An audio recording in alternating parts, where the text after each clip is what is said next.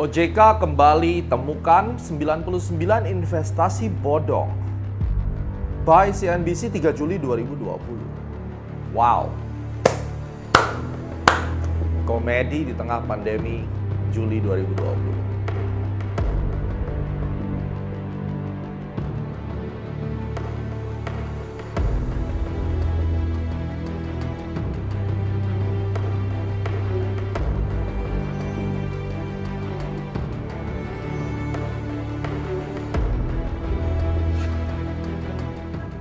Rich people, seperti Anda ketahui bahwa saya adalah professional trader, master financial technical analysis, dan saya banyak beraktivitas di pasar saham, forex, komoditi, dan hampir semua market. Saya punya account di broker lokal, baik itu saham, baik itu futures market, saya punya account di broker luar. Ya. Pertanyaannya adalah, saya hari ini mendapatkan telepon, SMS, WA, Telegram, dan seterusnya. Bagaimana saya harus menjawab mereka? Ketika mereka tanya, Master Gema, OJK baru saja merilis investasi bodong dan broker saya masuk di dalamnya. Mungkin broker yang Master Gema pakai juga masuk di dalamnya. Ini gimana nih? Mereka bener investasi bodong nggak? Saya panik nih, saya harus ngapain? Wow, banyak banget yang tanya. Oleh karena itu, video ini akan membantu kalian semua untuk bagaimana caranya berpikir dengan objektif sesuai dengan hukum yang berlaku agar tidak misleading dan diselewengkan dengan pemberitaan sesat oleh media-media yang jelas tidak memiliki kompetensi walaupun brandnya bagus, tetapi mereka kurang kompeten di dalam melakukan pemilahan berita dan hanya sedot saja informasi lalu dipublikasikan yang awalnya ingin membuat masyarakat terlindungi. Sekarang apa hasilnya?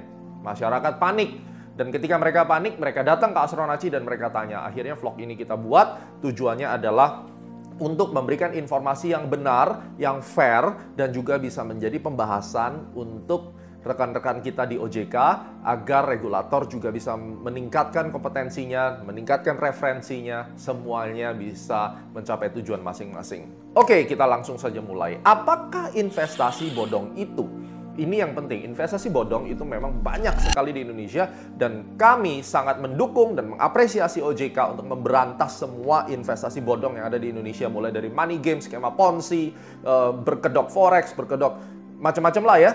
Tidak perlu disebutkan satu-satu, tapi kalian pasti tahu dan mungkin teman-teman Anda pernah menjadi korbannya. Itu kita sangat setuju. Tetapi ada misleading yang memang dilakukan OJK dan OJK harus mau mengakui, juga introspeksi diri agar kalian bisa terus berkembang menjadi regulator yang baik. Karena kita di negara berkembang tentunya dunia finance masih baru ya, baru 10 tahun terakhir ini aja rame dan semuanya belajar ya. Di dalam pembelajaran ada kejatuhan, ada kesalahan, kita maklumi. Oleh karena itu Astronaci mendukung Anda para regulator dengan membuat video ini, masyarakat terbantu dan Anda juga akhirnya sadar bahwa oh iya benar, ternyata Satgas kami melakukan kesalahan, mari kita koreksi.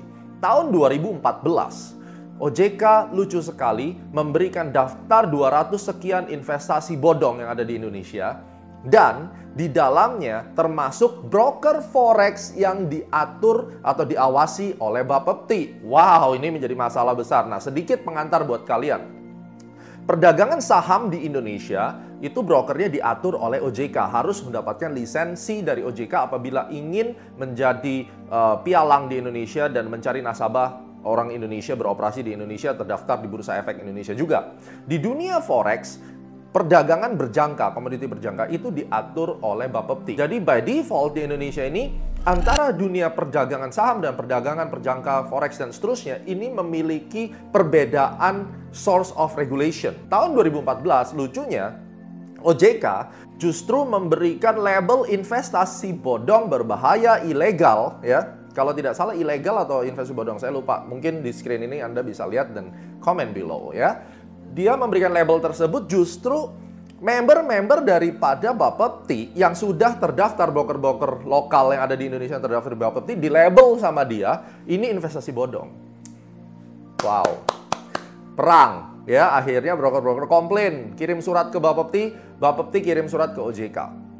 Ini cukup memalukan di 2014, menunjukkan bahwa ternyata regulator yang ditakuti banyak lembaga keuangan, dan saya sebagai investor saya merasa terlindungi oleh OJK, ternyata masih ada loh oknum yang tidak memiliki kompetensi tapi bisa duduk di Satgas. Why? Apa yang sebenarnya terjadi? Lalu kita juga bisa lihat, investor ini bingung. Saya akan berinvestasi, tapi begitu OJK mengeluarkan ada investasi bodong, saya tidak akan main di situ. Saya lebih baik masuk di investasi yang legal menurut OJK, tapi saya kejebak juga di Jiwasraya misalnya. Bagaimana itu? Anda bisa lihat di ILC ada Presiden Direktur Samsung kalau tidak salah itu ya. Itu orang Korea kejebak 500 miliar di Jiwasraya, sedangkan Jiwasraya diawasi oleh OJK. Jadi sebenarnya kita ini investor, kita ini mau invest di mana sih sebenarnya? Mau invest di tempat yang jelas-jelas tidak pernah ada masalah, tapi tiba-tiba di label investasi bodong. Kita mau invest di tempat yang katanya diatur dan diawasi ketat oleh OJK, bahkan BUMN, kita kena di insurance problem. Jadi masyarakat Indonesia pelindungnya siapa? Come on, yang bener dong, ya kan? Kalian pastinya ingin tanya dong, kita melindungi siapa? Yang siapa yang melindungi dan siapa yang menjaga kita? Jawabannya adalah mungkin sekarang berat ya, kita tahu ya. Apakah OJK bisa 100% melindungi? Mudah-mudahan ke depannya ya, tapi untuk sekarang banyak PR yang harus dilakukan OJK. Salah satunya adalah mempelajari produk knowledge dengan benar. Mari kita bedah lebih dalam lagi. Kalau broker forex dikatakan ilegal atau tidak memiliki izin dan menjadi investasi bodong, ini tuduhan yang berat. Dan Anda harus tahu, broker asing itu tidak harus ada izin daripada regulator Indonesia karena dia beroperasi tidak di Indonesia, dia beroperasi di luar. Contoh misalnya, broker saham, saya trading di UOB Kay Hian Sekuritas, itu adalah asalnya dari Singapura, dan kemudian broker UOB ini juga memiliki PT di Indonesia yang mana dia diatur oleh OJK. Tapi bagaimana dengan UOB Kay Hian Singapura? Dia tidak perlu mendaftarkan diri di Indonesia sebagai UOB Kay Hian Limited atau yang lainnya misalnya. Kalau misalnya dia punya nama lain di situ, yang di Indonesia ya dia bikin nama Indonesia sendiri. Ada lagi broker yang lain misalnya yang tidak terdaftar di Indonesia, misalnya Interactive Broker. Siapa sih yang nggak tahu Interactive Broker? Mungkin teman-teman OJK juga belum tahu kali. Coba deh googling, Interactive Broker itu broker gede banget. Ya masa kalau seandainya saya punya account nih di Interactive Broker, lalu Anda tahu saya punya account di situ, Anda mau datang ke saya lalu bilang, lu jangan dong trading di situ, itu adalah broker ilegal. Apakah Anda berani mengatakan seperti itu dan apakah Anda tidak tahu bahwa itu akan memalukan diri sendiri? Ini menjadi polemik. Jadi artinya apa? Broker yang ada di luar, ya biarin dia punya regulasi di luar. Kalau dia tidak bergabung dengan regulasi di Indonesia, tidak masuk ke OJK, dan itu juga bukan ranahnya OJK. Ingat, broker forex bukan ranahnya OJK, apalagi yang asing, terlalu jauh. Waktu kita melihat OJK ini mencoba melabel broker asing itu adalah investasi bodong, itu terlalu jauh. Yang pertama, dia bukan investasi bodong, dia adalah brokerage. Yang kedua, itu bukan wilayahnya OJK. Ya, jadi kalau misalnya saya mau trading di broker luar, ya bukan berarti itu investasi bodong hanya karena dia tidak terdaftar di regulator Indonesia, which is Bapepti, bukan OJK. Saya garis bawahi 5 kali, saya garis bawahi OJK tidak ada urusan sama perdagangan berjangka dan komoditas, ya, karena itu urusan Bapepti. Nah, Satgasnya ini nggak tahu nih kayaknya nih, ini problem, ya. Nah, kemudian misalnya saya mau buka bank. Nah, kalau bank itu diawasi OJK. OJK misalnya saya sebagai warga negara Indonesia, saya mau buka bank di Bank of Singapore, saya mau punya bank di Bank of America. Apakah Anda langsung akan mempersuasif saya dan mengatakan bahwa Gemma, lu jangan buka bank di Singapura atau jangan buka bank swasta di Amerika karena itu adalah ilegal. Dia tidak terdaftar di OJK. Apakah demikian? Mana undang-undangnya bahwa saya tidak bisa membuka rekening di luar? Tidak. Bahkan Indonesia sekarang untuk menarik warga asing memberikan kemudahan untuk WNA membuka rekening di Indonesia hanya dengan bermodalkan paspor. Ini bilateral negara. Jangan sampai karena oknum-oknum yang tidak memiliki kompetensi mendapatkan jabatan karena korupsi, kolusi, dan nepotisme, ini akan menghancurkan negara kita. Contoh, dengan adanya pajak digital, Donald Trump udah teriak-teriak, Indonesia kalau berlakukan, kita akan balas. Ini akan memicu perang dagang. Nah, pesan saya buat Kementerian Keuangan, Bu Sri Mulyani, harus ditertibkan nih OJK nih, ya. OJK sangat bagus kerjanya untuk memberantas investasi bodong, tetapi tolong oknumnya juga harus dipenuhi dengan knowledge yang benar. Jangan sampai terjadi hal-hal seperti ini. Nah, kita lihat lagi ya, dari beberapa nama yang masuk, itu banyak broker asing yang memiliki reputasi baik di negaranya. Terus tiba-tiba Anda cap sebagai investasi bodong. Mau taruh di mana mukanya OJK? Ya kan? Nah, tapi kenapa ini bisa terjadi? Satu, karena jelas tidak adanya kompetensi yang untuk orang-orang yang duduk sebagai satgas. Saya ini investor, saya trading dimanapun. Dan saya adalah professional trader, saya bisa buka di sekuritas manapun. Itu hak saya sebagai warga negara Indonesia. Oke? Nah, kompetensi problem tidak menguasai materi ini menjadi paling dahsyat alasannya sampai regulator sebesar OJK bisa salah memberikan label investasi bodong untuk broker-broker yang mana dia beroperasi di asing dan bukan bagian OJK untuk memberikan label tersebut. Why? Nah, apakah kementerian tahu tentang ini? Apakah Pak Jokowi tahu tentang ini? Bagaimana kalau broker yang diberikan label itu adalah broker besar di situ dan pemerintah punya sahamnya di sana, lalu kemudian dia baca bahwa OJK menetapkan ini sebagai investasi bodong? Anda hati-hati sekali. Ada saya lihat beberapa broker Siprus yang cukup besar di Siprus, Anda label itu sebagai investasi bodong. Apakah Anda yakin bahwa pemerintah Siprus tidak mempunyai saham di situ? Siapa tahu dia punya. Dan siapa tahu hal tersebut memicu perang dagang antara Indonesia dengan negara-negara lain misalnya. Who knows? Nah, yang saya ingin sampaikan di sini, jangan sampai ketidakkompetenan Anda, minimnya pengetahuan Anda hanya karena Anda punya jabatan lalu asal-asalan membingungkan investor, memberikan informasi sesat dan ngawur kepada investor, membuat satu negara kacau semua. Anda berdosa, ya. Kemudian yang kedua, kita melihat kemungkinan ada unsur bisnis di belakang. Saya tidak tahu unsur bisnisnya apa, tapi yang jelas saya kok tidak percaya bahwa regulator sebesar OJK bisa sampai misleading seperti ini.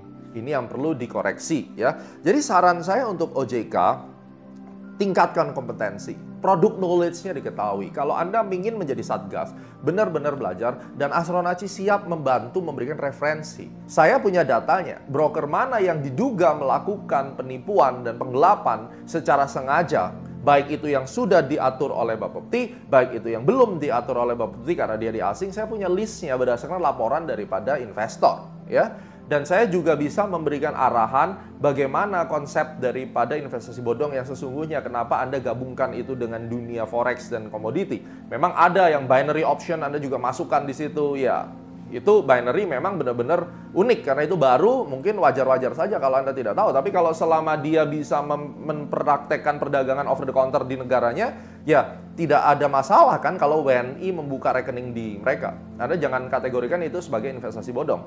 Oleh karena itu, saya senang sekali kalau bisa berdialog dan memberikan masukan. Dan kita support tentunya OJK untuk memberantas money game dan investasi bodong yang jelas-jelas merampok uang masyarakat kita. Ya, jadi hati-hati buat rekan-rekan OJK.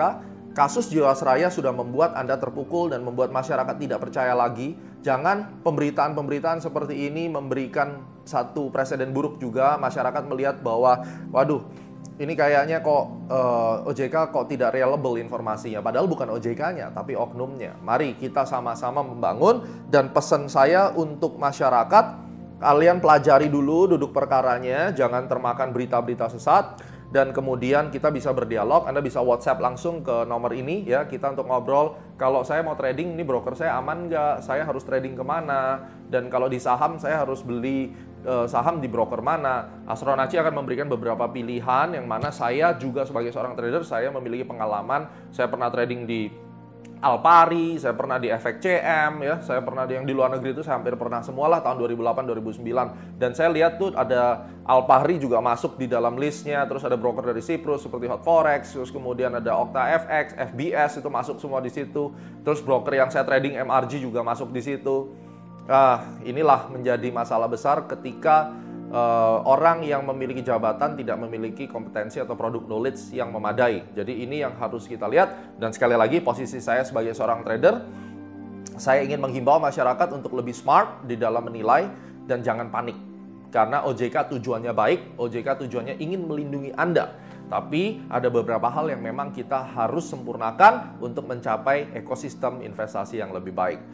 Terima kasih semuanya, dan semoga video ini bisa menenangkan masyarakat bahwa broker-broker yang dilabel investasi bodong, mereka tidak investasi bodong, mereka tidak menipu masyarakat, tetapi mereka memang tidak legal untuk beroperasi di Indonesia. Semua broker yang legal harus di bawah Bapepti, tetapi broker yang tidak legal bukan berarti jelek, dan broker yang tidak legal itu bukan berarti tidak aman, hanya karena dia memang tidak ada urusan dengan Indonesia, dia beraktivitas di luar seperti bank-bank yang ada di luar negeri, tidak harus mendaftarkan dirinya di dalam regulasi Indonesia. Ini membuat kita mengerti sekarang dan pilihan broker ada di tangan Anda. Anda mau mencari broker yang sesuai dengan yang Anda suka ataupun mau mengikuti apa yang saya trading sekarang di broker mana, itu kembali ke pilihan investor. Silakan komen di bawah, bagikan konten ini untuk semua agar masyarakat bisa mendapat penyeimbang, tidak tersesatkan oleh media-media yang tidak tahu apa yang mereka bicarakan. Sampai ketemu di video Astronaci berikutnya.